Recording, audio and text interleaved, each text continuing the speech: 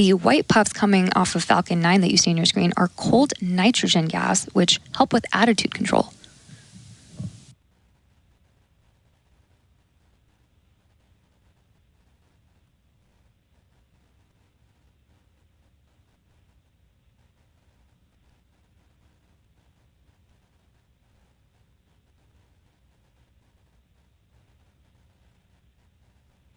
Or photo, but we do expect to get that first photo back within 30 minutes. So it won't be immediate, but it'll be relatively quickly. You're also going to take some footage of I guess a solar eclipse, right? Yeah, so about 2 days before the end of the lunar day, we expect to see an eclipse on the surface. So we'll take photo and video of that. I'm excited to see that. And you're going to have it in high definition. Surveyor, NASA's probes that went to the moon, caught that image, but it was nothing like the cameras that you have now. Also, you're going to look for some levitating dust, like this glowing horizon. Talk about that. Yeah, so at sunset, we expect the regolith on the lunar surface to do kind of what you said, levitate off the lunar surface and create this glow effect. And so we'll have our cameras, taking photos, imagery. A lot of the payloads on the lander are very interested in the regolith, so this will be an interesting event. We'll get to see what Eugene Cernan saw in Apollo 17 during that last trip there back in 1972. Okay, next question. Famita asks, how long will it take to get to the moon? So there are a couple different routes to take to the moon. The one that Blue Ghost Mission 1 will be taking is about 45 days. So we'll be spending about 25 days in Earth orbit, 4 days transferring to the moon, and then another 16 days in lunar orbit. And that's so we can get data, check out the payloads. There are some payload operations as well, so kind of an elongated trip to the moon. Of all those days on that trip, what are you most focused on? I think there's some critical events that are going to happen really quickly after launch. Priming that propulsion system is definitely first time. I think some of us will be holding our breath for a few hours there. So that's definitely the first key event to keep an eye out for. And then autonomous landing is another one. Absolutely. So when we go to land, just like you said, it's autonomous. So that's the first time our mission controllers will really be hands off. You can't even send a command at that time. And the lander software and cameras take over and pick the safest spot for us to land. All right. Thirst434 asks, hey, Team Artemis, what will be the goals of this mission and how will it benefit humans going to Mars? So this mission, we started talking about these payloads. There's 10 different payloads on board, all of them collecting different data. And so this will really inform all those future missions. Exciting stuff. We are looking forward to it. And of course, as you mentioned, Firefly is interested in Mars as well. For the first time in more than 50 years, astronauts, including the first woman and person of color, will travel to the moon as part of NASA's Artemis program. Preparations for Artemis 2 are underway, and we have more on that in the Moon Minute.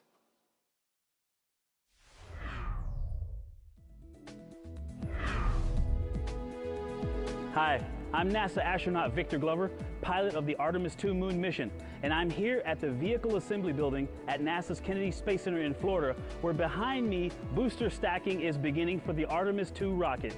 Mission progress got a big boost recently when technicians with the Spaceport's Exploration Ground Systems team inside the VAB began stacking the first components of the Space Launch System rocket, the solid rocket boosters. 10 segments arrived by train to Kennedy in September of 2023, followed by extensive testing and inspections to prepare for stacking. Technicians inside the VAB are using the massive overhead cranes to stack the segments one by one onto the mobile launcher, which will be used to process, assemble, and launch the SLS rocket. Once all 10 segments are stacked on the mobile launcher, 5 on each side, the boosters will then help support the remaining rocket segments during final assembly, including the core stage and the Orion spacecraft that will take Reed, Christina, Jeremy, and me around the moon and back. The 177-foot-tall twin solid rocket boosters will provide 7 million pounds of thrust during liftoff of Artemis 2. That's a look at your Artemis Moon Minute. Time now to tell you about another one of NASA's 10 lunar payloads on this mission. Next up is the the EDS, Electrodynamic Dust Shield, which uses an electric field to move harmful lunar dust off the surfaces in need of protection. And here to show us how this payload works is the principal investigator, Dr. Charles Buehler. Are you ready for some show and tell, folks? This one's going to be fun. That's right, I got some props here to share. All right, first of all, talk about EDS. What is it and why do we need it? The EDS is a system developed here at KSC for the last 25 years or so. Wow. To lift and remove dust from surfaces without any moving parts, gases, or fluids. And we incorporated our EDS technology into various substrates to do just that. And that's important because this regolith on the moon, it's abrasive, right? It's very abrasive and it is potentially toxic, yes. So we don't want that on our equipment or spacesuits or anything that's moving. Okay, so how does, you've got this setup here. Sure. And to your left, the thing that you're holding there, that's kind of what is encasing your payload, right? This is actually the spare parts of our payload. Okay, all right. So explain how that works when it gets on the moon. So when we land on the moon, a few hours after landing, we deploy a fifth leg, or an SAA, Surface Access Arm, which will deploy two instruments, us and PlanetVac, and it will jettison us separately after that a few hours later, and we will softly land on the moon like this. And how are you going to make sure that you get regolith inside there? Because you need that dirt in there. You need it to do. get dirty. We absolutely do. So we're trying to focus on two EDSs, self-cleaning surface, a glass and a thermal radiator. And what's going to happen is when we land, we have 6 other EDSs that their whole job is to lift dust from the surface and direct it and deflect it onto our EDSs. You know, hold that up for a second, Dr. Buehler, because you can see through those little bands, right? What are those? It looks like that the dirt can pass through Those them. are just electrodes. The same thing in our transparent EDSs. They can kick up the They sure regolith can. onto it? It's Okay. so. Okay, and so now let's show us how this technology works. Once you get it dirty, Once then you get what? it dirty with the reduster, you can show here. So if you have a glass system, a camera lens, or something, we got a camera you can get overhead. it really dirty on the moon. Oh, yeah? Okay. And that's bad news. Yeah. So you don't want that. So you want to turn on your EDS, and then voila, dust will come off. Look at that. Just All right off clean. the surface. Yeah. And that is electrical current that's creating this? That is an AC square wave signal. Okay. Low current. Now, can we give it a tougher test? Can you really get this? Oh, I mean, we can get my 1.5-year-old to come in here and throw dirt. He's very good at throwing dirt if you need help. Well, we'll keep adding dust. Why not? Yeah.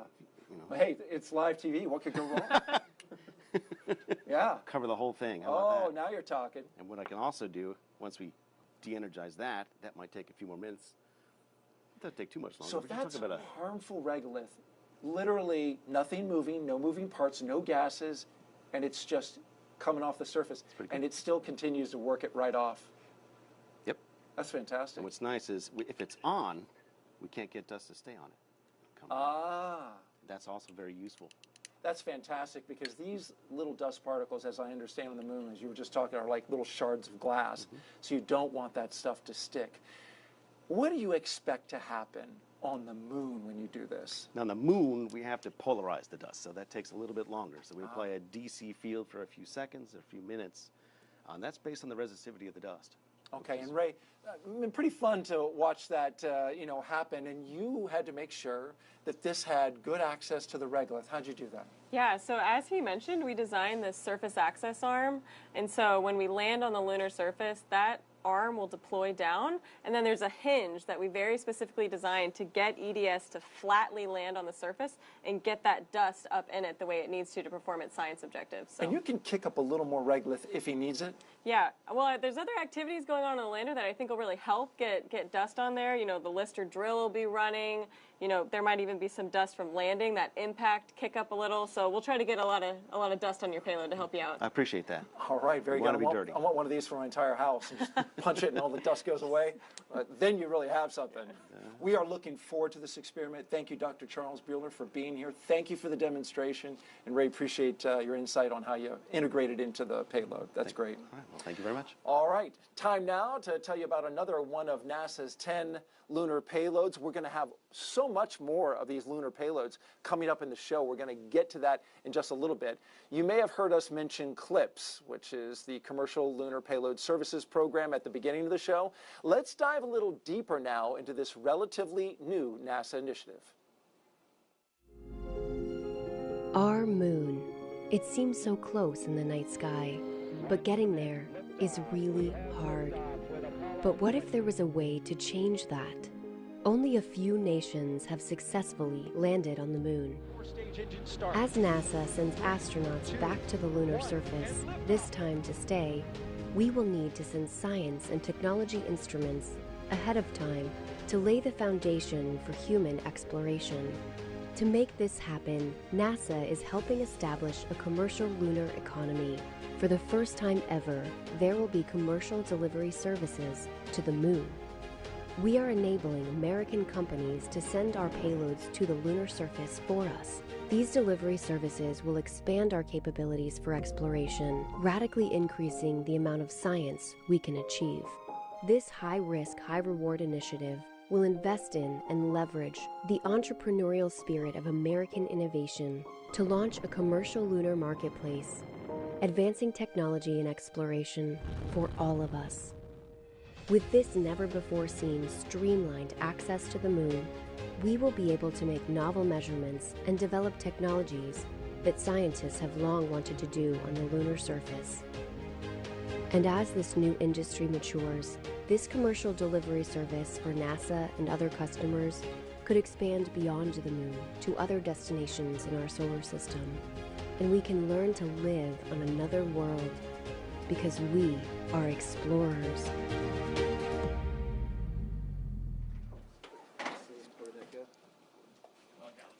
And we're getting close to liftoff, just T-minus 8 minutes and 15 seconds until launch of Firefly's Blue Ghost lander on a SpaceX rocket. Ray, the journey to this moment began for you and your team more than 3 years ago. Yeah, it's been quite a journey getting here. This contract was awarded in early 2021, and so, all of this work over the last few years is leading to this moment.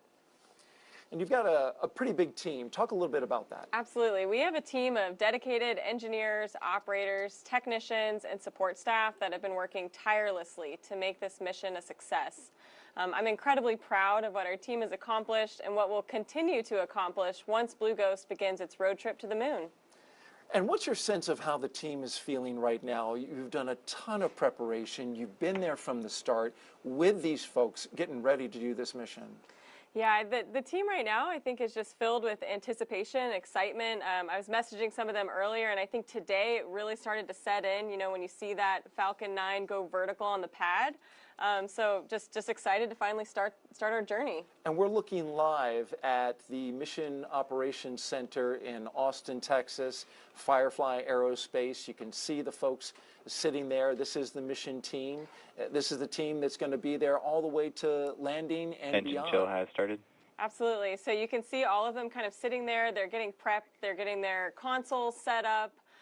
They'll probably start getting some initial data from that first ground station, but otherwise, with the lander powered off, they're really just waiting for deployment and power on.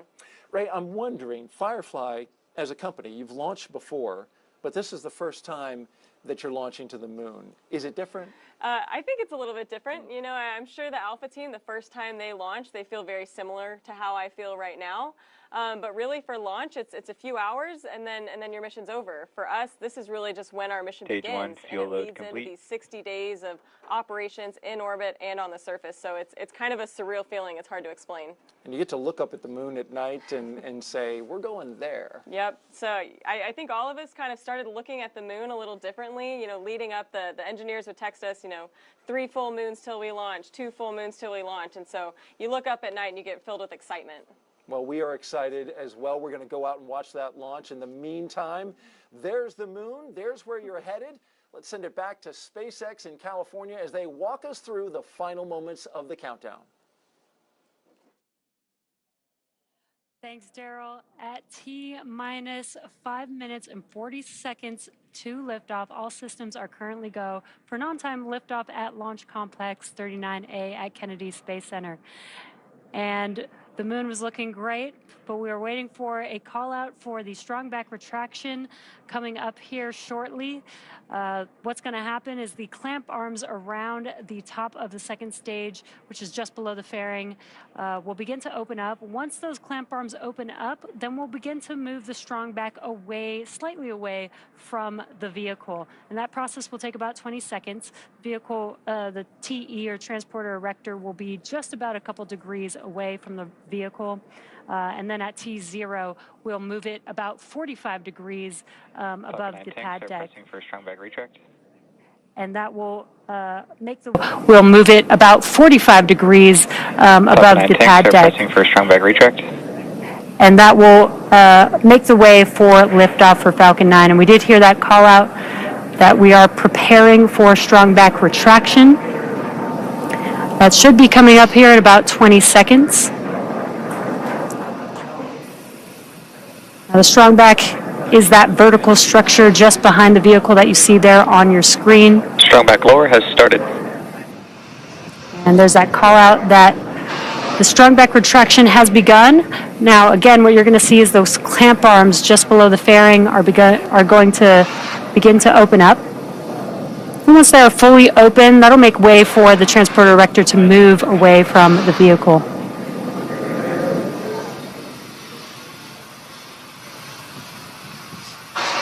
Now the TE, or the transporter erector, is carrying the propellant, electrical, and gas lines to stage 2, as well as the payload.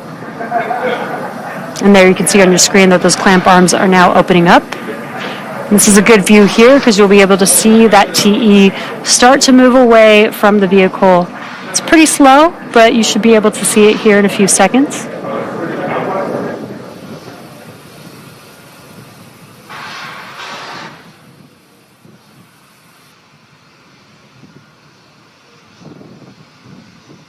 And there you can see that TE starting to move away from the vehicle. And once Falcon 9 commands for liftoff, hydraulic cylinders pull the strong back even further away, again to that position about 45 degrees above the pad deck.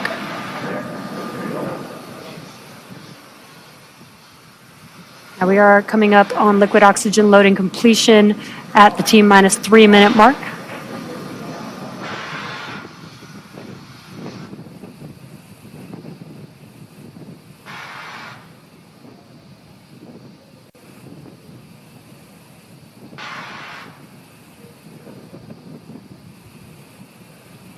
Now, for some reason, Stage 1 LOX load complete.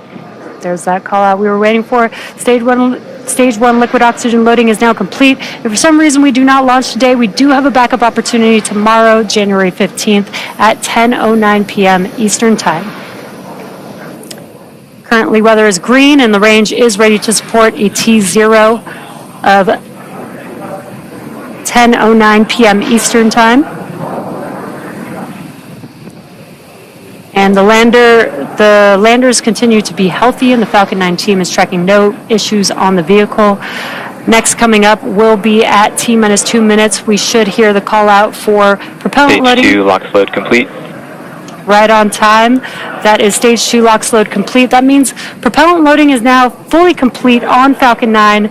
The vehicle is now fully loaded with 1 million pounds of kerosene fuel and liquid oxygen.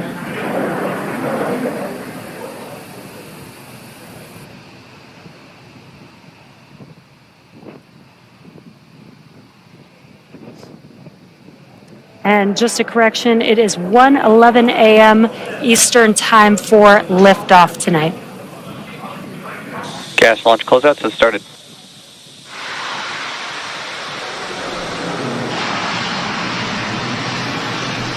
Now that the propellant loading is complete, we should begin to see venting coming from the transporter erector. That is just clearing out those propellant lines from the TE in preparation for liftoff.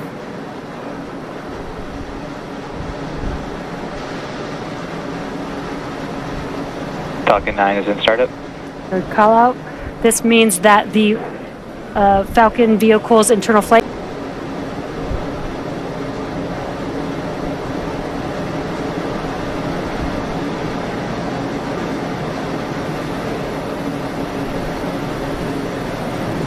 T-minus 15. 10, 9, 8, 7, 6, 5, 4, 3, 2, 1. Ignition. And liftoff. Go Firefly, go Aerospace, go Falcon.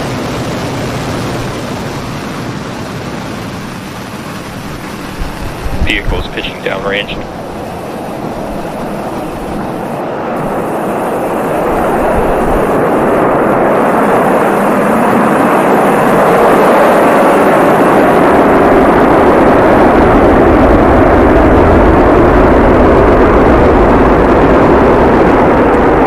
plus 30 seconds into launch, Falcon 9 has successfully lifted off from Launch Complex 39A at Kennedy Space Center. Now the vehicle is going vertically, but it will begin to move horizontally. We're going to gimbal those. Falcon 9 power and telemetry are nominal. We're going to gimbal those engines. We're still going up, but now Engine air pressure is nominal. Now we will supersonic. be moving horizontally, and that helps the vehicle get into orbit and avoid being pulled back down to Earth. Now we are coming up on max Q. This is the largest structural load that the vehicle will see during ascent. Max Q. There's that call out. We've passed through max Q. And we do have a few events coming up in quick succession. That'll be MECO, stage separation, and SES-1. MECO is main engine cutoff, and that's where we will shut down all 9 of those M1D engines that you see there burning bright on your screen. That prepares the vehicle for stage separation. That's when the first and second stages separate from each other, and the first stage will begin to make its way back down to Earth, while the second stage carries the payloads and continues with its journey with SES-1, or second stage engine start 1. And that's where we will ignite the MVAC engine on the second stage, and shortly afterwards we will have SECO, where the vehicle will coast. So we are coming up on those 3 events that I just mentioned: MECO, stage separation, and SES-1 in just about 20 seconds from now.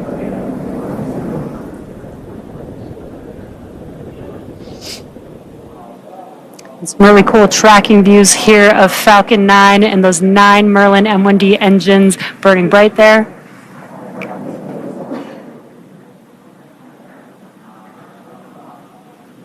MECO. Stage separation confirmed.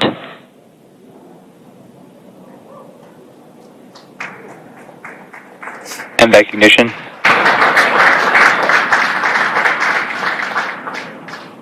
And great views. We watched as we shut down those 9 Merlin M1D engines, stage separation, and now you can see there on your screen that MVAC engine has ignited, again carrying the 2 lunar landers aboard Falcon 9's second stage. And there on your left-hand screen, you can see that the first stage is deploying its grid fins. Those hypersonic grid fins will help guide the vehicle back down to Earth. And in about 15 seconds or so, we will also have fairing deploy. We have the fairing protecting the payloads through ascent. But once we're in the vacuum of space, we no longer need that protection, so we will jettison those fairing halves.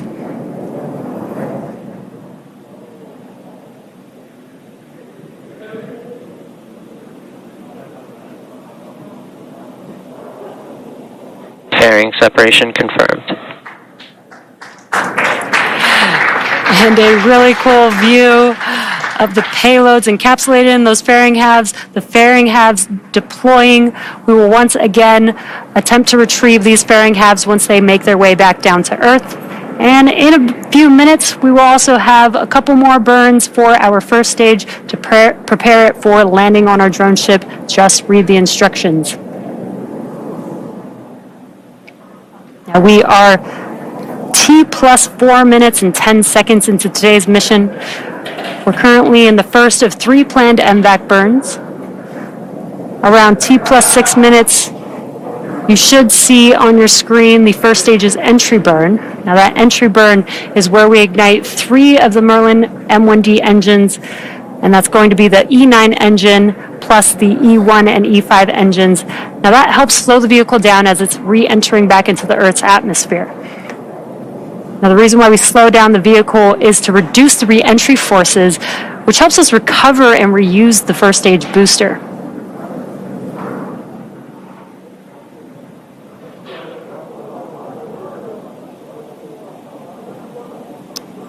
So far, everything is looking nominal. Stage 2, still carrying our lunar payload and on a nominal trajectory.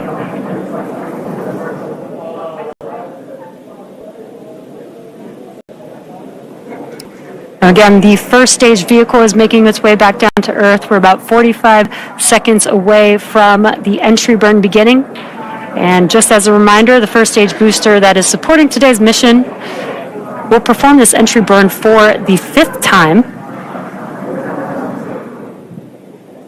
Falcon 9 is the world's first orbital class rocket, reusable rocket, and this is important because reusability allows SpaceX to refly the most expensive parts of the rocket, which in turn drives down the cost of space access. So we do have that entry burn coming up just about 10 seconds. Again, that will be 3 engines reigniting for just about 20 seconds or so.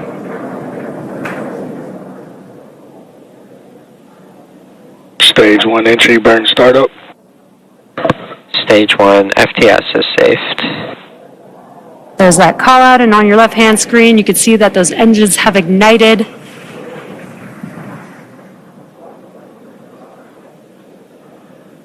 Again, helping to slow down the Falcon 9 booster as it's making its way back down to Earth. Stage 1 entry burn shutdown.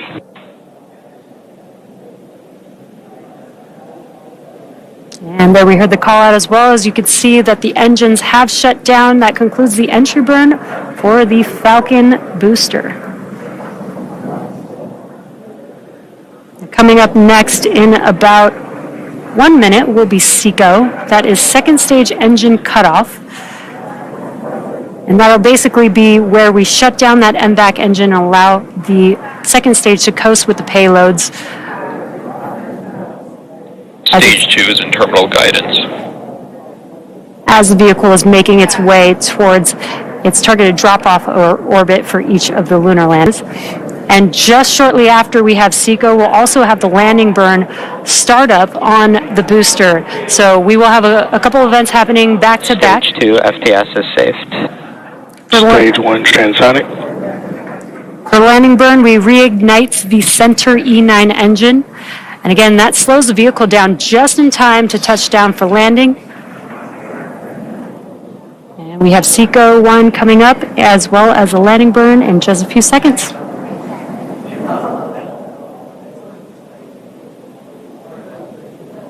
SECO. Stage 1 landing burn.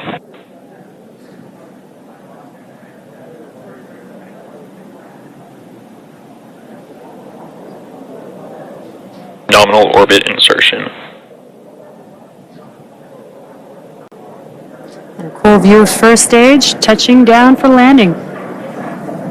Landing leg deployed. Stage 1 landing confirmed. And there you could see on your screen, the Falcon has landed on Just Read the Instructions. That marks SpaceX's 398th recovery of an orbital class rocket, and that includes first stage landings for Falcon 9 and Falcon Heavy. Now we're just waiting for confirmation of good orbit.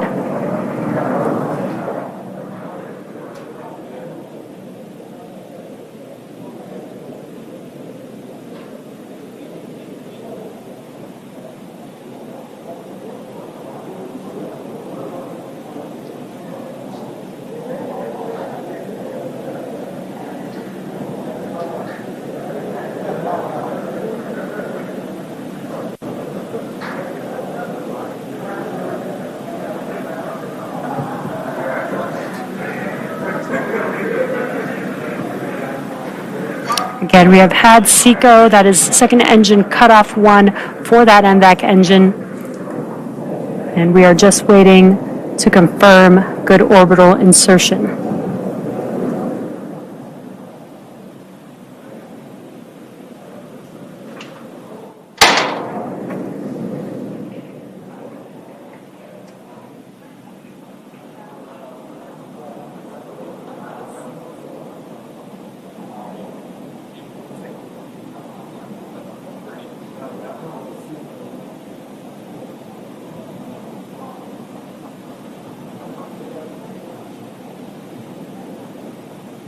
And we have confirmed good orbital insertion.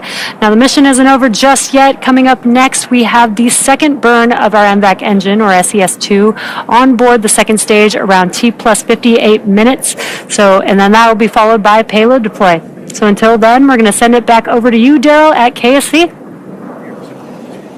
All right, thank you very much. If you're just joining us, we are just into the mission here, T plus 10 minutes. and 30 seconds into the flight of the Falcon 9 with the Blue Ghost riding aboard. And it was, as you can just hear, a nominal orbital insertion. Great news. We just witnessed it live right here from the Space Coast at Kennedy Space Center. And on board are 10 NASA payloads headed towards our moon. We have Ray Allensworth, who is here, the spacecraft program director, there watching it live outdoors, just 3 miles away. How'd that feel? I can't stop giggling. No, I mean, it's one thing to watch a rocket go. It's another thing to know that your payload's on the top of it. Right. So it was incredible. It was perfect. I heard you say, "Bye, honey." Kind of wave goodbye. Yeah. When you work so long on something like that, I can just only imagine how that felt for you. Thank you for trying to put it into words. Now, looking ahead a little bit, we're going to have a burn, a second stage engine burn that's going to help complete its trip to get you where you need to be around the Earth and into that orbital insertion. And then we're going to deploy at 1 hour and 5 minutes. So we're looking at about 55 minutes from now. And there's a lot more work to do. So make sure you stay with us. We are on top of it here with our team, watching it in the sky and tracking it along its path. And we're also going to nail that acquisition of signal right after it separates. So we're going to be expecting that about 6 minutes after launch vehicle separation. That will be an amazing moment, and you'll want to see Blue Ghost separate in near real time from the second stage of the rocket because it's a phenomenal view. All right, we're continuing to track, and if everything goes as planned, in 45 days, the Blue Ghost lander will land at Mare Crisium, a large, dark basaltic plain in the northern hemisphere of our moon. The location is near the Sea of Tranquility, the landing site for Apollo 11. It's also near Taurus Littrow, the Apollo 17 landing site. Ray, NASA chose Mare Crisium as the landing site for a good reason. Absolutely. The landing site was chosen by NASA because it supports the goals of our 10 NASA payloads that will gather critical data about the moon's regolith, geophysical characteristics, and the interaction of the solar wind and the Earth's magnetic field.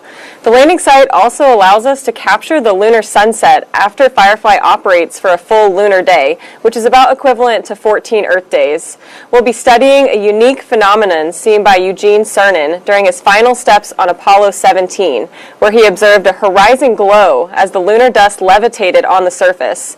On your screen is a sketch Cernan made of the event. Firefly is set to capture this phenomenon during the lunar dusk conditions and further prove what Eugene saw as the last astronaut to walk on the moon. And you can see on your screen a live shot right now of the moon. This actually was recorded just a few minutes ago, but this is what it looked like outside when we were looking up. Such a beautiful shot, and big thanks to our camera crew for grabbing that. And if you look closely, you can see where Blue Ghost is heading, that landing site. It's in the 12 o'clock position. Correct me if I'm wrong. No, absolutely, right there. And there it is, right at the top of your screen, that basaltic plain, that basin there. And what a beautiful shot. Blue Ghost is on its way. With us now, the Associate Administrator of NASA's Science Mission Directorate, Nikki Fox. Well, you saw it live in person as well, Nikki. And I did. Beautiful shot of the moon there. It's all coming together. I know. I had as it was going up, I had the urge to say, that way, there's the moon, that way. It was a fantastic launch. Something really special about an instantaneous launch as well. You know, that countdown goes and it's going to happen. It's got to be right at that moment. Yeah, so a beautiful sight. Congratulations, Ray. You must be I know exactly how excited you are right now. It's amazing. I'm taking in all the moons now. I did. I mooned out for you guys today. You sure did. I did, yes. Oh, yes. It looks lovely. Well, let's talk a little bit of science now. How was the science and the tech on board this particular mission inspired by NASA's Apollo 11 mission? Yeah, I mean, we learn, the great thing about NASA and about NASA science is we learn with every single mission that we do. And so, of course, we learned so much about the experiences of our astronauts on the moon. And, you mentioned before that the regolith is a big challenge. It's very sticky, and it's very tacky, and it kind of sticks to everything.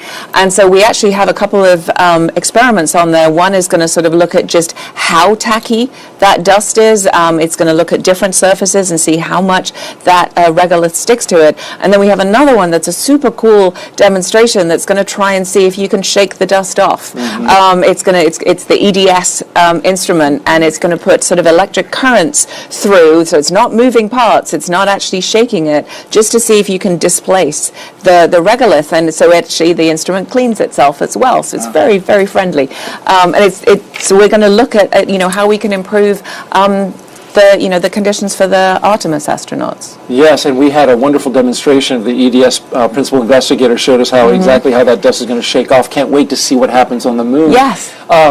Why are we sending robotic missions first before we send human missions to the moon? I mean, we want to send as much science to the moon as possible. It's such a great place for us to go. It allows us to just learn more and more about the conditions on the moon, about the geophysical conditions, about the solar wind interaction with the moon.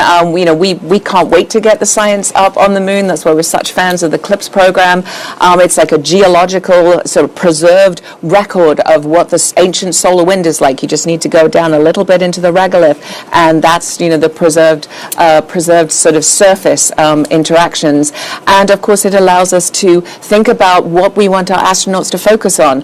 They will be able to bring back the samples from the moon for us to be able to study, and so to be able to kind of help focus on which samples, what do we want for them to bring back. This is all stuff that we can do with these kind of advanced sorties that we're doing with the CLPS program. Advanced sorties, well, I like that. That sounds good. And in this plane, and briefly, it's a basaltic plain. There's a volcanic feature nearby. Yep. Tell me what the relevance of that is, Mons Luttrell, and why you're interested in that. Well, I think Ray just kind of nailed it. I mean, it's a great place for us to go. It's a region that we think the astronauts will be interested. It's a really great place. Loads of interesting features. The actual area was caused by an impact from an asteroid. It flooded that area full of that lava. It's a very dark lava, very similar to what we have on Earth. It tells us about how the moon was formed, how the early solar system was formed as things were bombarding the moon. So it's just a really scientifically interesting place to go. And Ray, you appreciate that there's no big rocks, hopefully, in that area, right? Yeah, we're gonna avoid the rocks. Our software is gonna help us identify the safest place to land, and like you said, avoid those hazards. All right, very good. Well, Nikki Fox, thank you for joining us today. We appreciate your moons. We appreciate the insight, and we appreciate your levity as always. NASA tends to be a serious place, but you bring the right mix of levity and seriousness. Thank you very much. Thank you so much. Appreciate it. Congratulations again. Thank you. All right. Well, it's difficult work to get to the moon. We haven't successfully done it in more than 50 years, but that's going to change. The CLPS initiative is changing that. Let's take a look. Landing on the moon is hard.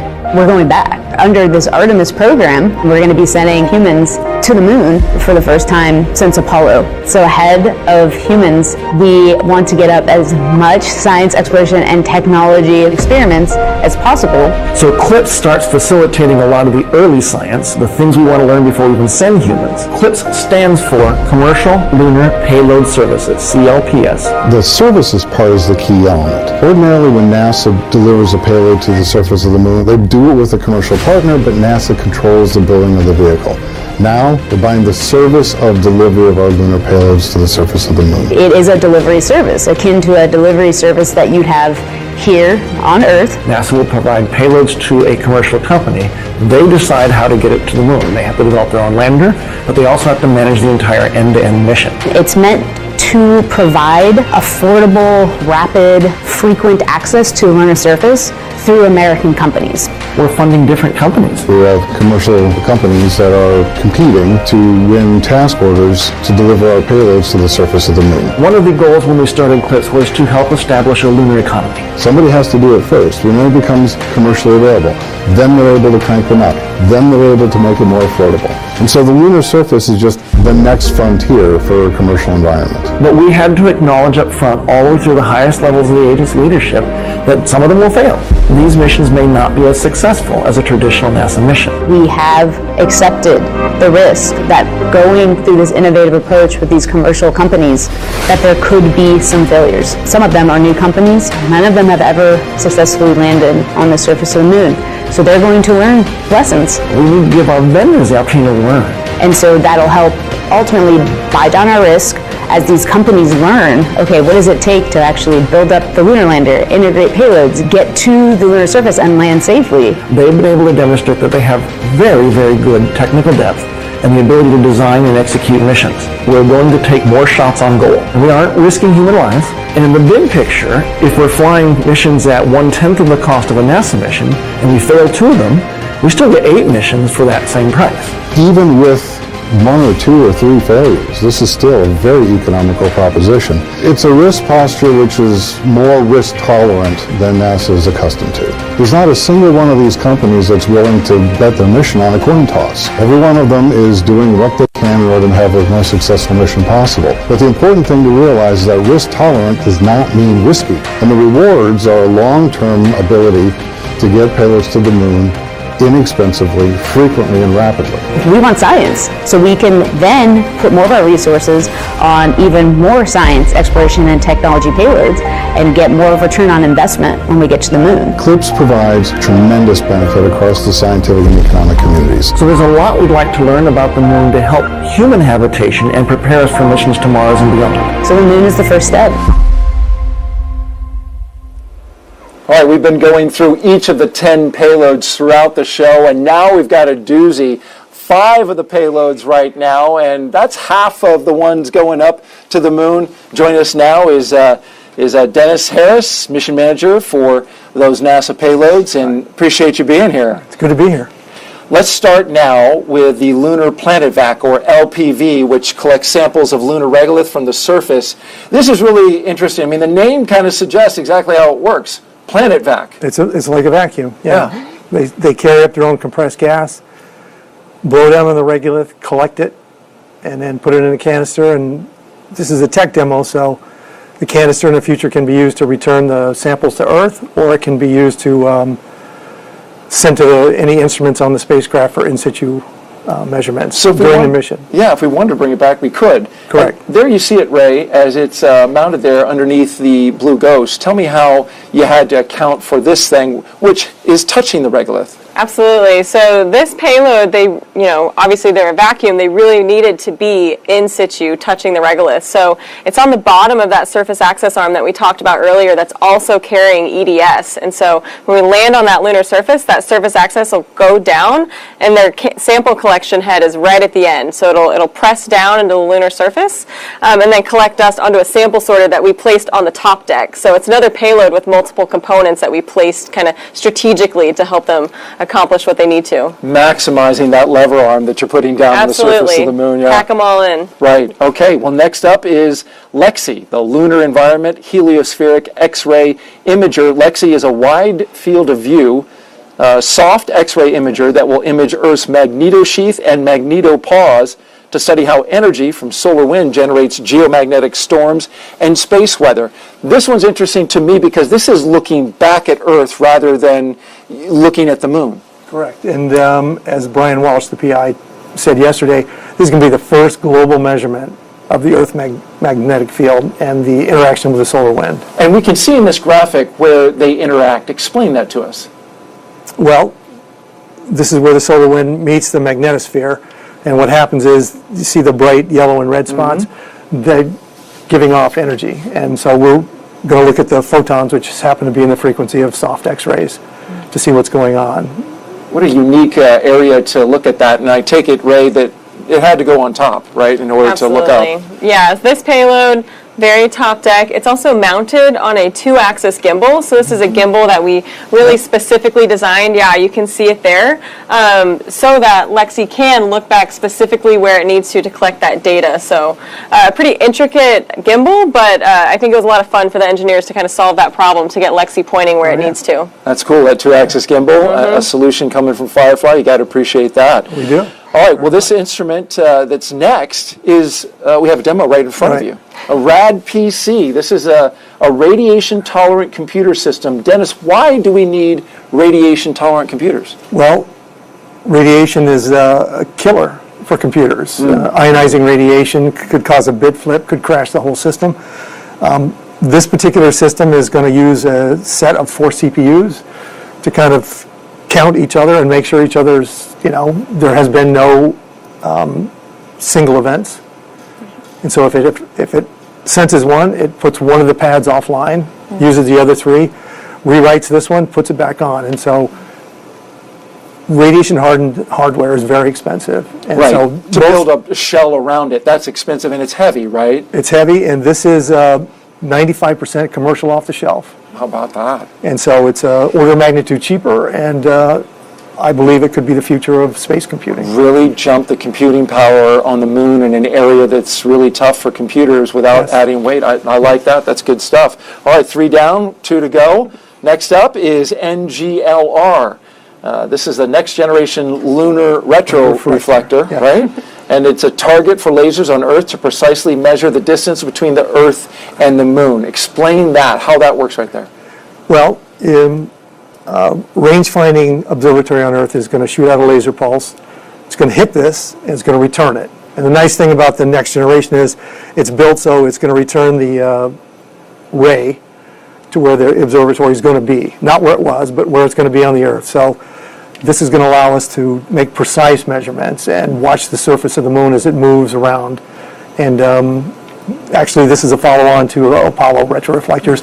Some of the same team that put the Apollo retroreflectors on the surface are working this program as well. That is a fun fact and worth mentioning. In 1969, the University of Maryland physicist Doug Curry helped design 3 still-in-use lunar instruments placed on the moon by Apollo 11, 14, and 15. And he worked on this one. He is the principal investigator, yes, Dr. Curry. How about that? Well, it's a lifelong passion for him, and I really appreciate his knowledge. And you got to work with him on it. Yes. Pretty basic in terms of installing this, I would take it? Yeah, this is our only payload that doesn't have an electrical interface. So this is purely a mechanical interface that is also on the top deck on one of those 2-axis gimbals. So we loved NGLR.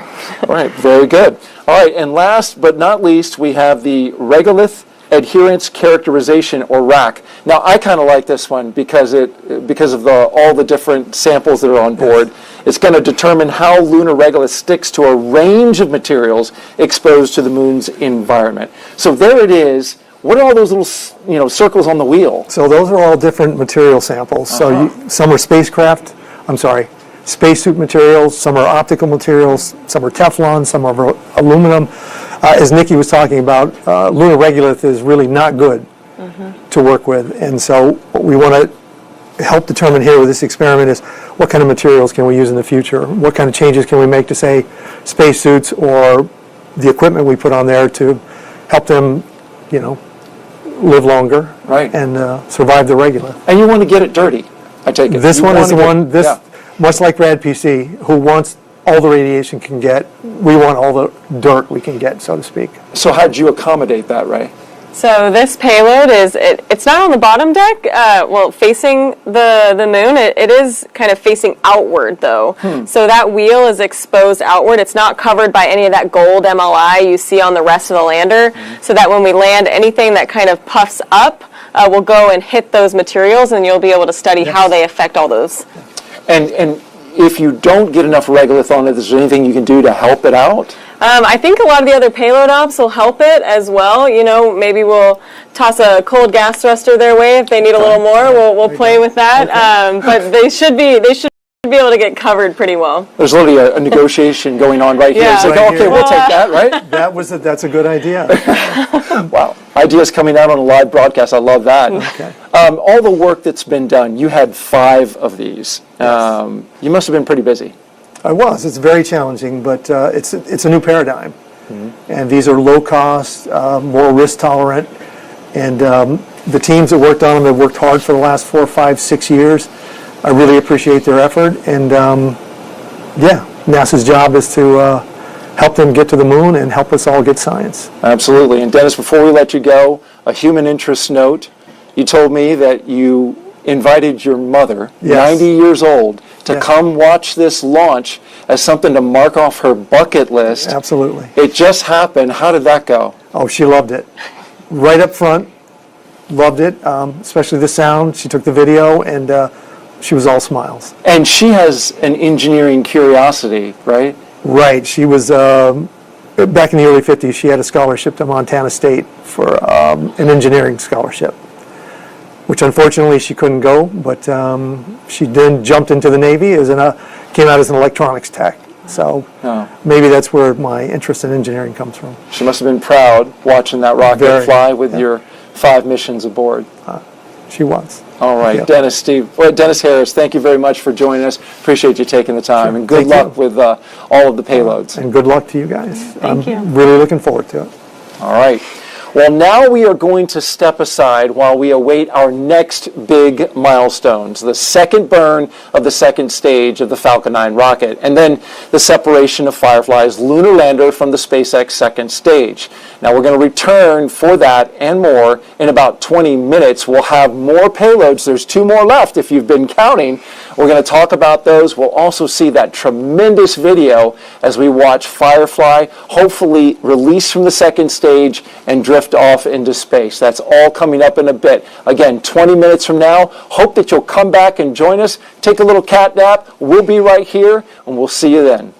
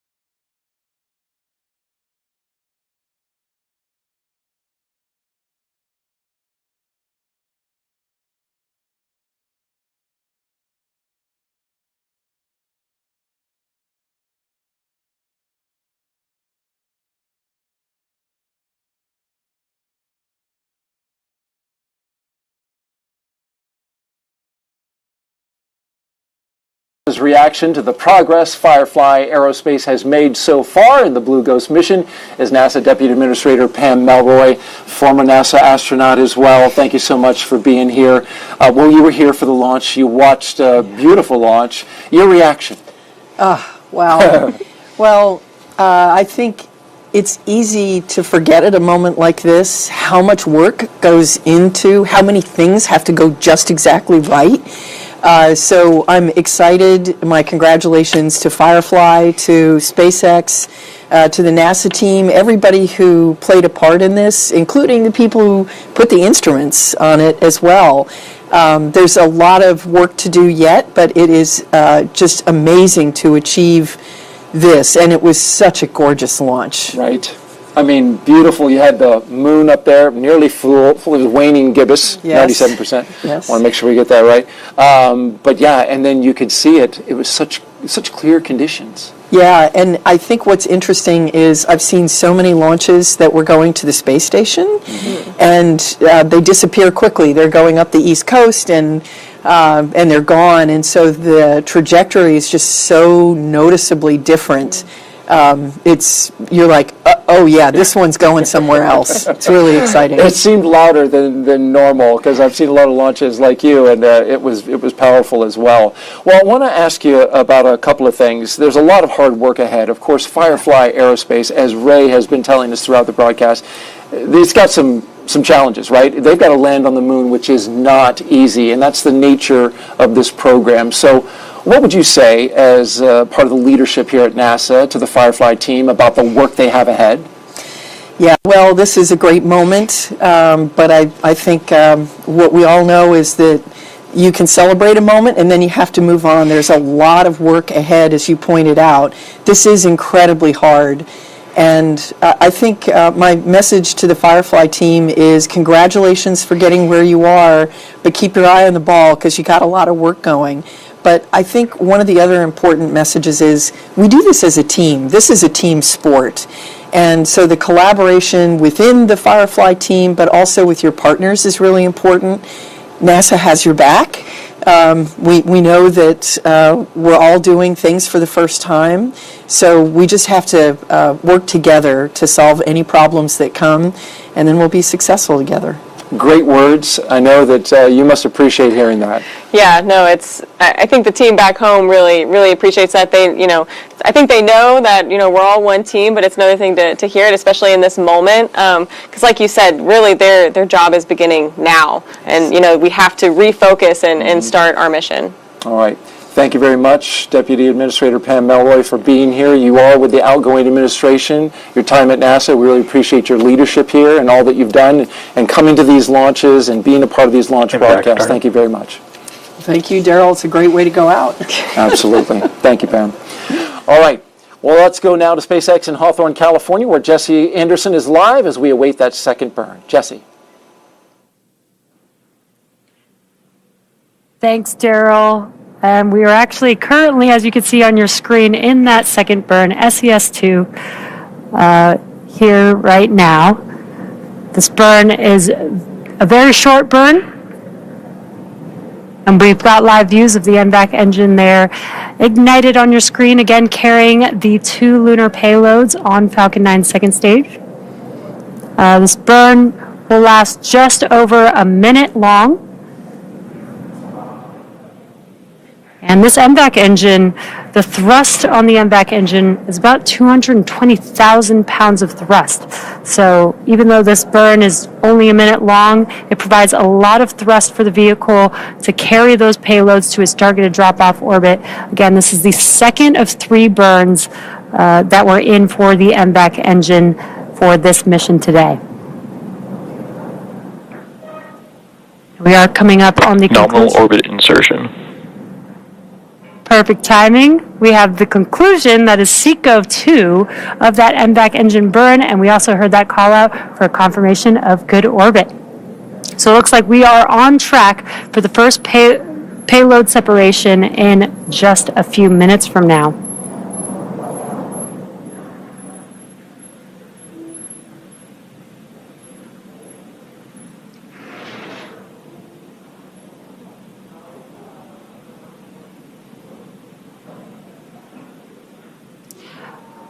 Now, if you're just now joining us, we have just had SES-2 and SECO-2. That's the second of 3 burns for the MVAC engine, and it's been a great launch so far. Next, we have the deployment of Blue Ghost coming up here in just about 4 minutes from now. And once deployed into a lunar transfer orbit, the Blue Ghost lander will begin its approximate 45-day journey to the moon, where it will land on the Mare Crisium for NASA's payloads to perform numerous science and technology demonstrations, including lunar subsurface drilling, sample collection, and X-ray imaging of Earth's magnetic field to advance research for human missions on the moon and provide insights into how space weather impacts the planet. So very exciting coming up here. Again, Blue Ghost deployment is coming up in just under 4 minutes from now. And just to recap the mission so far, we had an on-time liftoff at 1:11 a.m. Eastern Time, and everything has been proceeding nominally. We had a good stage separation, which occurred about 2.5 minutes into flight. That was followed by a successful landing of Falcon 9's first stage on a drone ship. Just read the instructions. And that was also the 5th flight and landing for the specific booster that supported tonight's mission. And for those of you following along, that booster also supported NASA's Crew 9 mission, RRT-1, as well as 2 other Starlink missions. Now, just before the T+8 minute mark, we had a successful second engine cutoff for SECO-1, and that was also followed by a confirmation of a good orbital insertion. And that was the first burn of the second stage engine. The second one, again, just completed just a few moments ago. The vehicle is currently coasting with the payloads attached, and we are a couple minutes away from the first deployment of our first spacecraft. Again, that will be Blue Ghost. And there you can see an awesome live view of the Blue Ghost spacecraft on board Falcon 9's second stage.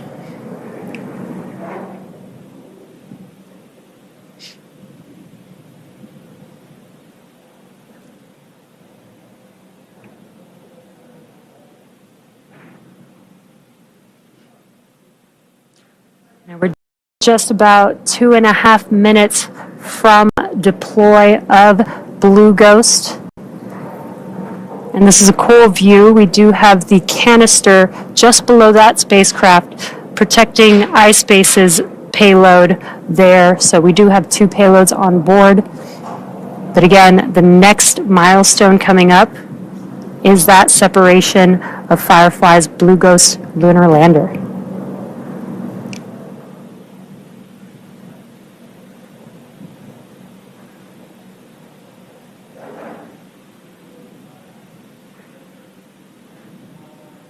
Just as a reminder, once Blue Ghost is deployed from Falcon 9's second stage, it will have about a 45-day journey on its way to the moon, and then it will have about 14 days of lunar surface exploration. So this is a pretty exciting mission. Very excited to see the spacecraft begin its journey here in just about 1.5 minutes. And once again, there you can see a live view of Blue Ghost there on your screen, still attached to Falcon 9's second stage. We're anticipating deployment in just about a minute from now. I'm getting some really awesome, cool views. This is looking aft at the MVAC engine with the beautiful Earth in the background. These lunar missions are really cool because the Falcon 9 vehicle gets to get really far away from Earth, and we get these awesome Earth views.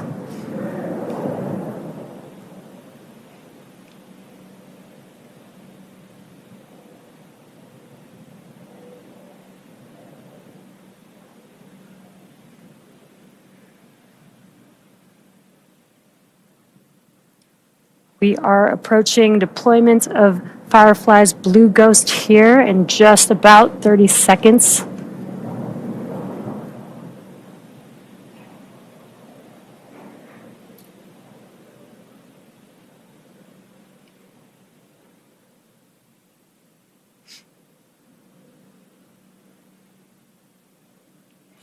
With these live views that you're seeing here, we should be able to get a really good view of deployment here coming up in about 10 seconds or so.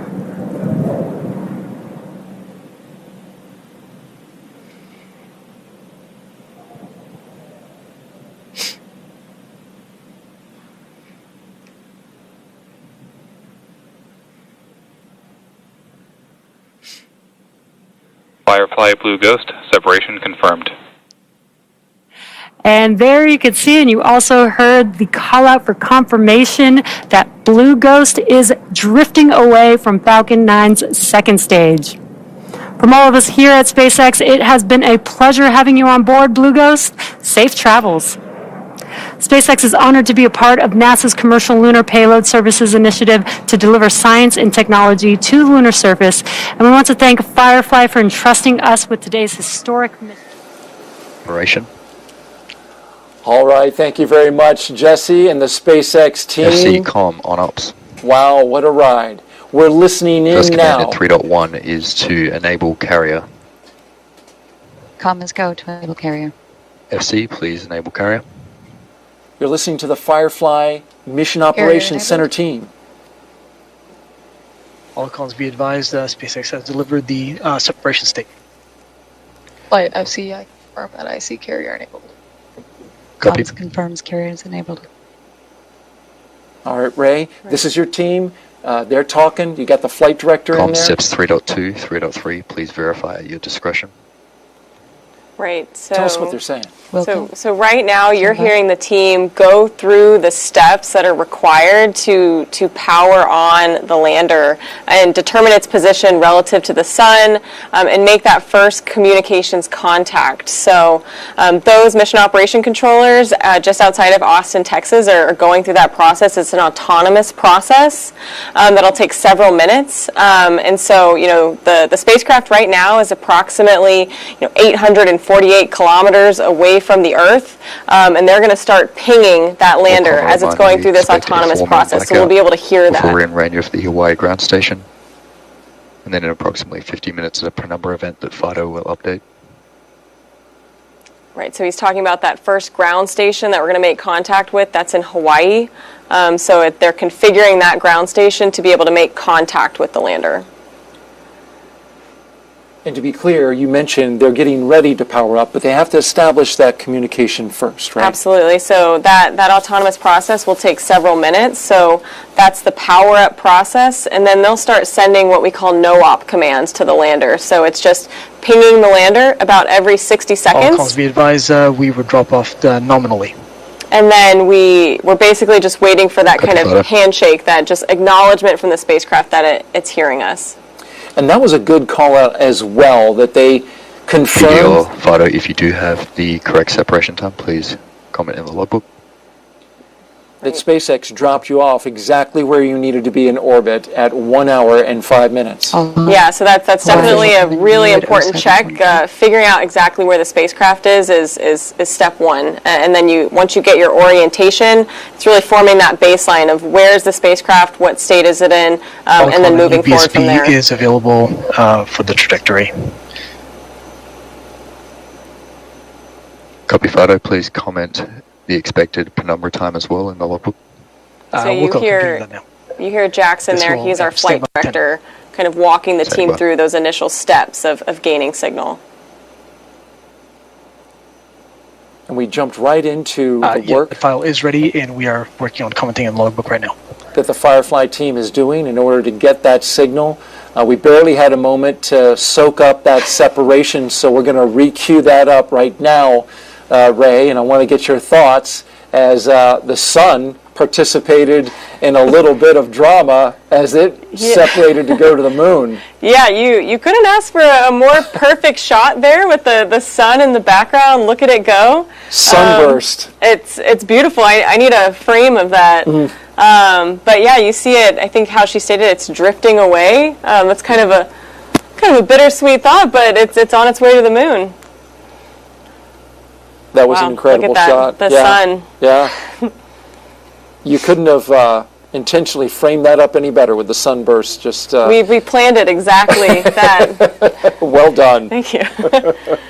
Well, the team is continuing to work, and we heard a little bit of flurry of activity because, as you mentioned and have talked about throughout the show, that this is the moment where the Firefly team really engages, the moment to acquire the signal from the spacecraft. If you're just joining us, we launched at 1:11 and 39 seconds a.m. Eastern Time from the Kennedy Space Center in Florida on a SpaceX Falcon 9 rocket carrying the Blue Ghost. We expect lunar rate lander. damping in approximately 18.5 minutes. Then we traveled, did a couple of burns for about an hour and a half, flying with various coast phases in between there, and then you just saw the separation at 1 hour and 5 minutes. And now, myself, Daryl Nail with NASA, and Ray Allensworth, Spacecraft Program Manager with Firefly, are listening in to the communications that the team is doing as they work to acquire the signal. Yeah, and this signal, it can take anywhere from between 5 and 30 minutes to get that signal. Anywhere in that is considered nominal. So we're right at the very beginning of that phase. And so, like you said, the team it's now time to lock in. They're all focused. They should start getting data very soon on those consoles. And we're going to stay with it for a To all fair amount of consoles, time here. the path to the BSP is available in the logbook. We're going to stay with it in order to see if we can get an early AOS, but understanding, as you mentioned, that this is not exactly an exact science, right? I mean, this spacecraft is moving in its orbit, and you need a good lineup of the antennas on the spacecraft and those on the ground. Absolutely, you said it exactly right. You have to get the spacecraft in the right spot, lined up with that first ground station in Hawaii. So there's a little bit of margin as to when exactly that'll perfectly line up. Like I said, anywhere in that time frame is considered nominal. But we'll start pinging that lander soon as it goes through this autonomous power-up process. Let's talk a little bit about the path ahead. Once, assuming we get an AOS, what happens then? What will we see happen in the next few hours and then days?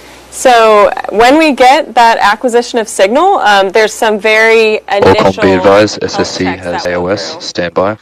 Oh. That was AOS. How about Incredible. that? We have acquisition... Please monitor your alarms. We have acquisition of signal with the Blue Ghost lander. Flight, GNC, and ops. I confirm we booted safe flight in idle mode, just nominal. Good. Okay, good. They took a minute to clap and call out step numbers that you can verify in procedure 101. And so, just a brief moment there, you saw your team applauding. I mean, you're feeling it too. Yeah, I think I might have just had a heart attack. No, that's a great feeling, and wow, like we're talking to our lander in space, and we're officially going to the moon. It's insane. That happened fast, right? It happened fast. That's a great acquisition of time, acquisition of signal time. So that couldn't have gone better. It has been incredibly smooth from beginning to end so far today. Your thoughts on what you've experienced as we've taken this ride into space? Yeah, like you said, I really couldn't have asked for a better launch environment. That it went perfect, and then the sky out here in Florida, it's a perfectly clear night. When that rocket took off, it headed towards the moon. You could see our launch site with the rocket flying towards it. That was an incredible moment. But really, this whole process, the last several hours, it's gone so smoothly. And then just a cherry on top to get that acquisition of signal so quickly. That's fantastic. Congratulations. Briefly, let's talk a little bit about what lies on the path a little bit further ahead. You talked about the next few hours and days, but ultimately, after 25 days, you're going to make a burn to the moon, and then you have the biggest part of the challenge of this whole thing, which is landing on the moon. Talk about that. Absolutely. So we're right. Once we get out of that Earth orbit, we'll go on a 4-day transit to the moon, and we'll do our critical TLI burn to get us into that lunar orbit.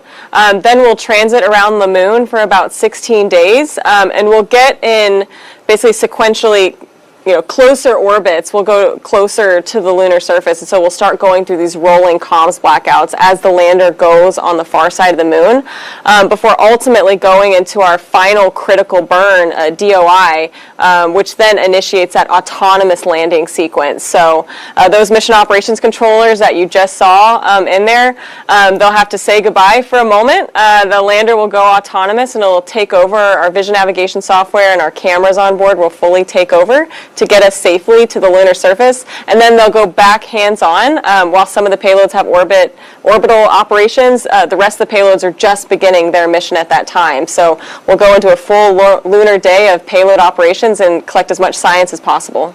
And through those 14 days on the moon, we're going to do all that science with those 10 payloads. That's going to be exciting. These principal investigators will be there watching, monitoring, and it's got to be exciting for them. And then you're going to try to survive a little bit of the lunar night. Just a little bit. So we don't expect to survive the full lunar night, but we will operate about 5 hours into the lunar night. And so we should really get to see some phenomenal activity with the regolith, that levitation that we talked about, and get some additional data, imagery, and video into that lunar night. The views are going to be incredible. I can't wait to see the imagery that you guys are going to be pulling back from the moon. It's going to be spectacular, provided that you get that landing. And it can't be understated just how challenging that is. This would be the first time in 52 years that an American company or entity has performed a soft landing. You have the opportunity before you to do it. Yeah, it's an incredible feeling. The team, though, has been really training, testing, and planning for doing just exactly that, landing softly on the lunar surface. And, if you look at our lander, we're a little bit wider, we're a little bit shorter. We've done over 100 drop tests on our landing legs, for example. We've done a lot of testing as much as possible, test like you fly, all of our software for that landing opportunity, but really doing everything to make sure that when we get to the lunar surface that we will land softly and we'll be able to fully operate all those payloads. Well, we are wishing you all the best with the landing. You and the entire team have done such a fantastic job integrating, working with NASA up until this point. We greatly appreciate that, and I want to thank you for being a part of this launch broadcast. You did a fantastic job, Ray. Thank you so much. This has been incredible. We appreciate you sharing your insight and your knowledge. Well, that's going to wrap it up for Firefly, for NASA, and SpaceX. Our coverage of the launch of the Blue Ghost moon lander on a SpaceX Falcon 9 rocket from Pad 39A here at the Kennedy Space Center. Again, we appreciate all of you watching. If all goes well, Blue Ghost is expected to land on the moon in late February, about 45 days from now. We will bring you that coverage live right here on NASA Plus. Until then, you can find more information about the mission and other NASA CLPS launches by going to nasa.gov/CLPS, CLPS. You can also get updates from Firefly Aerospace, social media accounts that they have on X, Facebook, and Instagram. We want to leave you now with a replay of tonight's launch. For everyone here at NASA, Firefly, and SpaceX in Ray Allensworth, I'm Daryl Nail, wishing you a wonderful morning and reminding you to keep looking up. T-minus 15. 10, 9, 8, 7, 6, 5, 4, 3, 2, 1. Ignition. And liftoff. Go Firefly, go iSpace, go Falcon.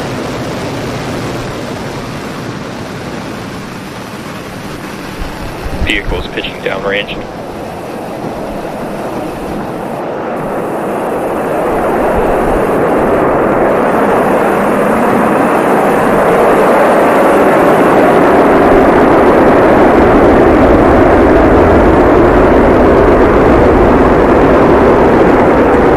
Plus 30 seconds into launch, Falcon 9 has successfully lifted off from launch complex.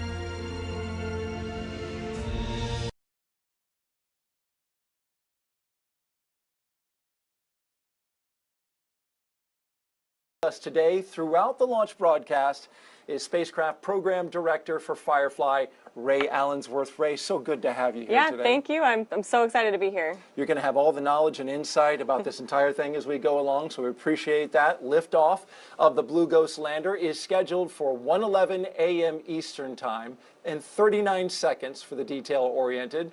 They are currently working no issues and things are good for launch. And if everything goes according to plan, that lander will complete its journey 45 days from now with a landing in Mare Crisium. That's near the Sea of Tranquility. And if that sounds familiar, well, there's a good reason. That is the landing site for Apollo 11 in 1969.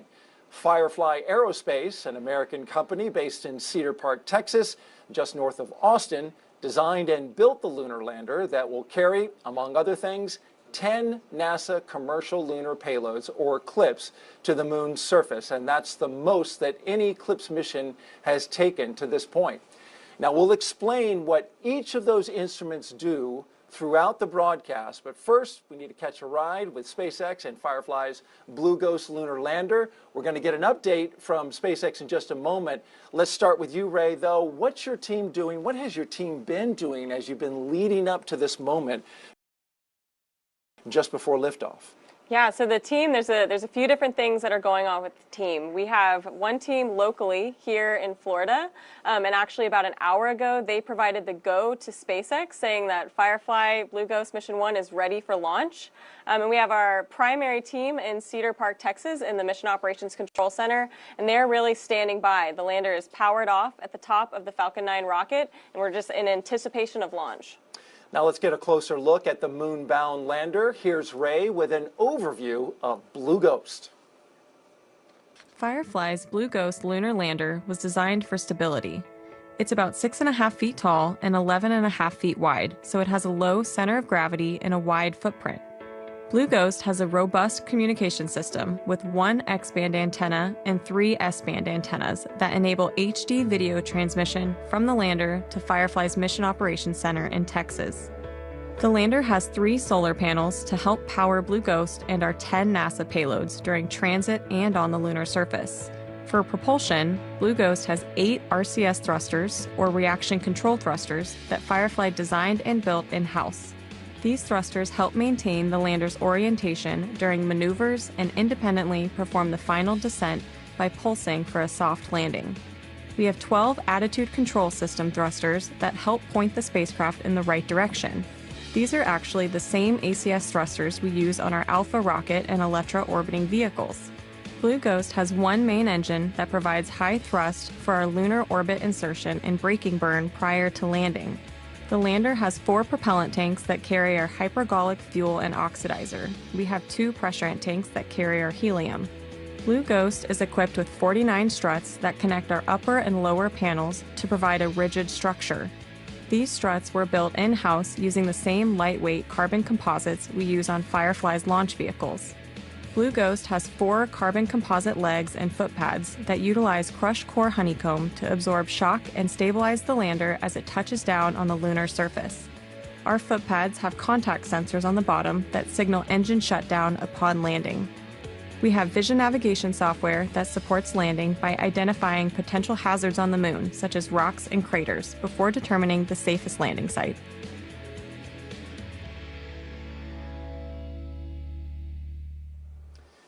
Firefly's Blue Ghost Mission 1, Ghost Riders in the Sky, is delivering science and technology to the moon through NASA's Commercial Lunar Payload Services Initiative. This allows NASA to buy lunar delivery services from American companies for our payloads. In turn, those payloads will help advance science exploration and the commercial development of the moon. The Ghost Riders mission includes approximately 60 days of payload operations, most of which will be spent transiting to the moon. And then those 10 NASA payloads, they'll have about 2 weeks on the surface of the moon to perform their tests, experiments, and other activities. Let's turn our attention now to the rocket that's going to help Blue Ghost get to its lunar destination. Joining us live is Jesse Anderson at SpaceX in Hawthorne, California. Jesse. Thanks, Daryl. Last year, SpaceX was honored to launch the IM-1 mission, the first commercial lunar lander to touch down on the moon. We are excited to partner with Firefly for another NASA delivery to the moon as part of the agency's Commercial Lunar Payload Services Initiative. This is a special mission for SpaceX today because we are launching not only one, but 2 lunar landers. And we'll share a little bit more about the secondary payload in a bit. And coming soon, SpaceX will launch NASA's IM-2 Nova-C lunar lander mission, also part of the Commercial Lunar Payload Services Initiative. Also on the manifest this year are NASA's Punch and Spear X missions, as well as the return of Crew 9 and the launch of Crew 10, just to name a few. Now, it's going to be an exciting year for NASA missions. The launch hour sequence has started. Firefly's Blue Ghost Mission 1 marks our 8th launch of the year after a record-breaking 2024 where we launched 134 Falcon missions. Also last year, our Dragon spacecraft delivered several missions to and from the International Space Station, including 2 cargo missions, CRS-31 and CRS-30, and 3 human spaceflight missions, Crew 8, Axiom 3, and Crew 9, which is currently still docked at the station. Now, coming back to today's mission, we are now at T-minus 34 minutes from liftoff. And while the countdown continues, let's take a moment to meet the vehicle that will be taking these payloads to space today. Falcon 9 is a reusable 2-stage rocket and the first orbital-class rocket capable of reflight. Since first taking flight in 2010, Falcon 9 has launched more than 400 times, including nearly 350 reflights, proving reusability is essential to sustain more advanced and deeper space exploration. Reusability allows SpaceX to refly the most expensive parts of the rocket, which in turn drives down the cost of access to space. And speaking of reusability, this is the 5th flight for the first stage booster supporting today's mission, which previously flew NASA's Crew 9 to the space station, RRT-1, and 2 Starlink missions. And after it completes its mission today, we will once again look to land and reuse the booster on a future flight. Now, this time the booster will return and land on our drone ship. Just read the instructions, which is currently on standby in the Atlantic Ocean. The first stage, which is the tallest portion of the vehicle, provides 1.7 million pounds of thrust thanks to its 9 Merlin M1D engines. Named after the Millennium Falcon from Star Wars, the 9 in Falcon 9 actually refers to those 9 engines. The second stage is powered by a slightly modified engine called the Merlin Vacuum or NVAC engine. Now, this engine has a larger nozzle, which allows the second stage to perform more efficiently in the vacuum of space. The first stage gets us out of Earth's atmosphere and into space, while the second stage takes the payload to its targeted drop-off orbit. Now, the large barrel structure with the pointed nose cone at the very top of the vehicle is the payload fairing, and it's composed of 2 halves made up of carbon composite material that come together to protect the payloads until we're in the vacuum of space. We'll be attempting to retrieve the fairing halves once again with our recovery ship, Bob. Both halves of the fairing flying today are flight-proven, with one side flying for the 20th time and the other for the 12th time. And there you can see on your screen the Blue Ghost lunar lander there, integrated to Falcon 9's second stage in preparation for launch. And you can't see it, but there is a second payload in the photo, iSpace's lander Resilience, which we'll talk about a little bit more later on in the show. Now, Resilience is encapsulated in the payload canister, which is just under Blue Ghost. This is to protect Resilience from the spacecraft above it during launch. Now, when the rocket launches, the canister takes the launch load of the Firefly spacecraft and their payload adapter and transfers it to the rocket structure. Now, it continues to be a smooth countdown. Weather is holding steady, and we're looking good for an on-time liftoff. So while we wait, let's check back in with Daryl and Ray. All right, Jesse, and our hearts go out to everyone at SpaceX who's been impacted by the wildfires in California, and everyone who's working this mission today and pulling it off. Despite those challenges, we greatly appreciate it. All right, joining me now is Firefly CEO Jason Kim. He's here to talk this mission and what lies ahead for the aerospace company. Jason, you've got decades of experience in the aerospace industry, but you've only been with Firefly for a little more than half a year. How's it been going for you so far, leading this company? Well, it's funny you say that. I actually was a customer of Firefly on the Space Force's Victus Nox mission we launched a 24-hour notice mission back in September 2023. So I got to know the team members. I was just really impressed with everybody at Firefly. It's a very bold team. It's a can-do spirit, and very exceptional in terms of engineering, rocket engines, carbon composites. I can just go down the list. Right. Very impressive in terms of what the company can do, as you say, but Firefly does have the opportunity here to be the first company to soft land on the moon. What gives you, as CEO, confidence that your team's ready to pull that off? Well, I've been through many different high-stakes critical mission operations campaign. It starts with a great launch, so we've got a really reliable, great partner for the launch. But once we separate it, it's all on Firefly. And we've got a great design. It's a great design with margins built in, good parts selection from a great supply chain, and we're very vertically integrated as well. And then I would say that each subsystem is qualified with many hours. The whole lunar lander is qualified. We did the environmental test at JPL, so our hearts and minds go out to everyone in Los Angeles and at JPL.